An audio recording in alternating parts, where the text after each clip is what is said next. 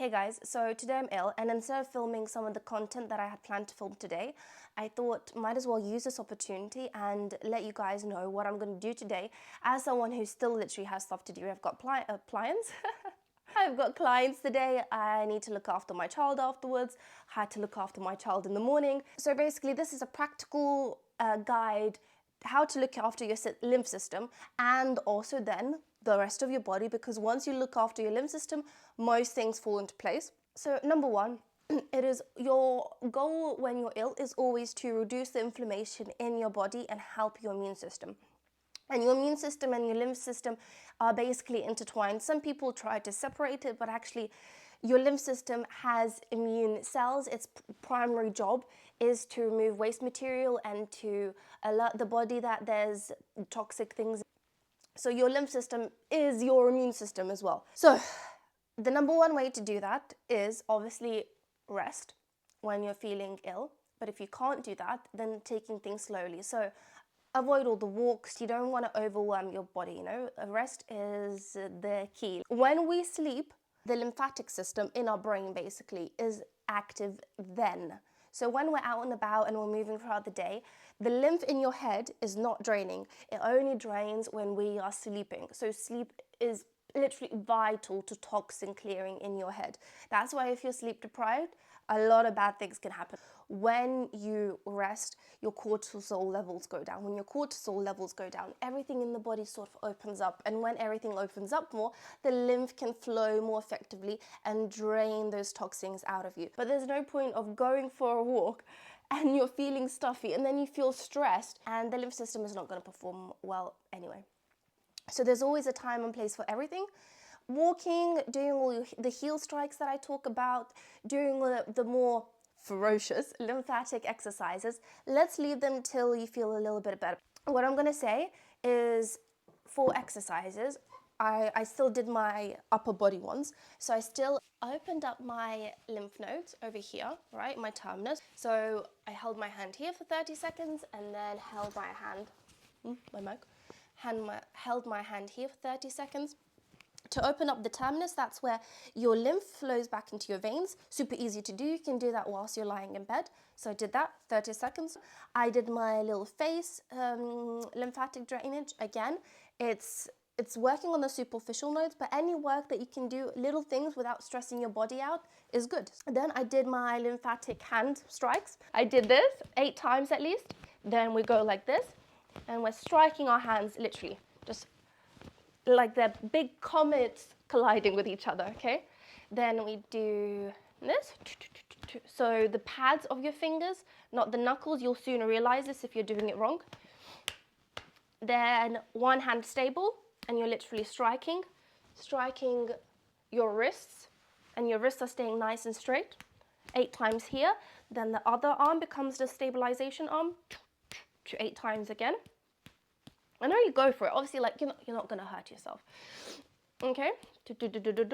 Then we make L's with our hands and intertwining.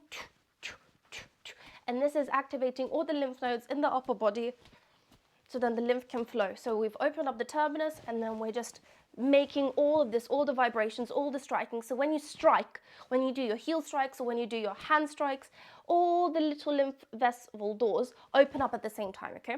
So really good to activate those deep lymph nodes. When we do manual lymph drainage, we open up the superficial lymph nodes, and that's super good still.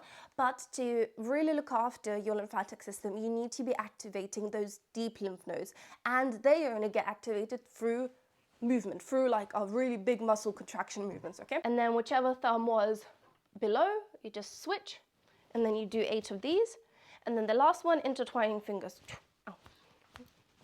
Look at your hands, because I'm trying to look at the screen. Look at your hands, so then you get your fingers intertwining, okay? And like colliding movements. It's not a soft movement. The soft movement is not going to help your lymph system. And again, it's not requiring that much energy. You can do this movement in bed. The next movement, even if you're in bed or if you've got a busy day, I don't want to be moving it around, but I'm still going to be moving my joints around, okay? Lubrication in your joints. If you feel a little bit of pain in your joints, that's just because, you've got inflammation in your body, your immune system is working, that's great, but let's keep everything moving. movement is actually a natural painkiller. It's the same concept as you have a headache and you massage your head, and whilst you're massaging your head, the pain seems to dissipate, and then when you stop, it kind of comes back again because different nerves are now being triggered, so they override the pain signals of the other nerves that are, being triggered by the pain, the inflammation. So movement is a really good thing for a lot of things when you're ill, but it's all gentle, This doesn't require a lot of movement. This doesn't require, I would focus on all the joints, okay? So like you're in bed, or just sitting down, moving your neck, not throwing your head back, slow movements, side to side here. Shoulder circles, okay? Elbow circles, wrist circles, flashing fingers. But if you're laying in bed, for example, calf pumps, super easy, but super effective at getting all that blood flow and getting the lymphatic system activated. And aside from the lymphatic system, getting efficient flow in your legs when you're laying down especially is really key when you're ill, because the pathogens, all the virus, all the bacteria is all throughout your body, okay? So you want to keep everything moving, you want blood flow everywhere, but in a gentle manner. The next thing I'm going to do today, a little bit more than I normally do, is my box breathing, my Buteyko method. So it's the 4 seconds breathe in through your nose, hold for 4 seconds, breathe out for 4 seconds through your nose, hold for 4 seconds. So it's literally like a box. And again, that is going to deliver more oxygen into your cells, which really need it. And if you are bedbound, you're probably doing shallow breathing. You're not really inhaling as much as you can. So really focusing on your breathing, and you're in bed. So it's the prime location to really relax and do your breathing. And the more we're breathing, the more lymph is flowing, because breathing is actually a great propeller of your lymph, okay? We're creating different pressures in our lungs and in our lymphatic vessels. So breathing and deep breathing actually, and holding your breath, is really efficient for increasing blood flow. Always diaphragmatic breathing, so your belly is expanding, not this, like this is no good at all.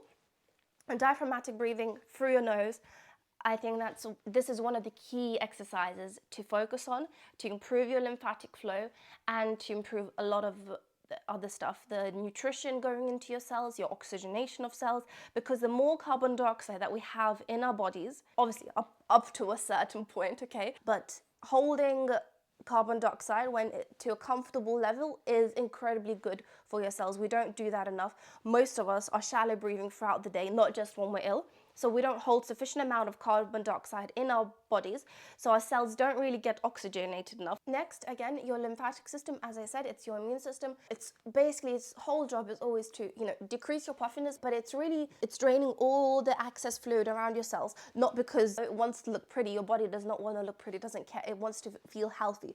I have chamomile tea bags around me all the time. It is so good. It's an incredible anti-inflammation tea. It calms your nervous system down. And again, when you're ill, you need your mind to be even calmer. And for me, my daughter broke her arm, and then the next day I just felt so ill, because that day was super intense for me. I don't get that stressed in situations, but my daughter is my trigger point, And then the next day, when I knew she was safe, when my body could relax, be like, okay, my husband was at home, he can take over, I literally fell ill. So I know it's not because, I caught a cold from someone. My immune system was weakened because of the amount of stress I had going on. And so stress is a massive contributor to poor health. Anyway, going back to the tea. Chamomile tea is so much more just for anti-inflammation. It's for anti-stress, just calming your brain down. And again, we can go back to the loop. When you're stressed, inflammation in your body goes up. And the last thing I will say, touching on the point, there's 1,000 teas, and how do you pick which teas are good? Okay, so like chamomile is an all-around, literally, I will say it's good for everything. But which tea do you think is better for digestion for you, right? Again, for me, chamomile, right? Because chamomile grows in Lithuania, where I'm from. My body, my genetics is adapted to this herb. But there's 100% equivalent tea in Cambodia, say, in Kenya, in Australia, that has been in that country for donkey's years. So don't make it complicated. Just think what your body is suited for, where is your body from, and it's not the most fashionable tea, it's the one that fits your body. But the good thing about chamomile, again, chamomile, is it grows in most parts of the world, so it really is a universal tea, and I prescribe it to everyone with confidence.